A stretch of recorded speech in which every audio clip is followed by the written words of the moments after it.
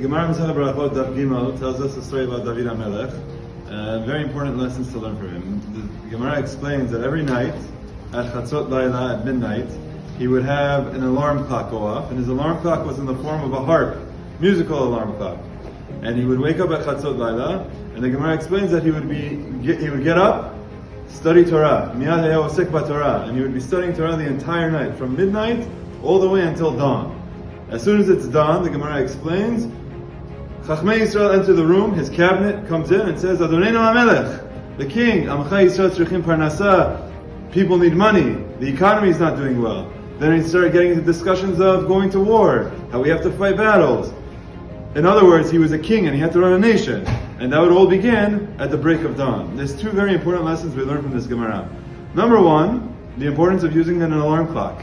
David HaMelech himself put in an alarm clock. So the next time you go on your phone and you switch that on, you can say, this is what David HaMelech did. He did it with a harp. I think you could choose a harp option in your phone. Number two, David HaMelech was busy. He had a nation to run. He had to worry about an economy. He had to worry about the military. He had to worry about wars. But no matter what, every night he would get up in the middle of the night, study Torah. Before his cabinet comes into the room, before the Chachmei Yisrael come in and say we have all of these issues to deal with at dawn, he'd get up hours before to focus on studying Torah. No matter how busy we are throughout our days, no matter what we have going on, Baruch Hashem, we're all very busy. Not to discount the fact that we're busy, we're very busy. But still, we learn from David HaMelech, you have to find the time.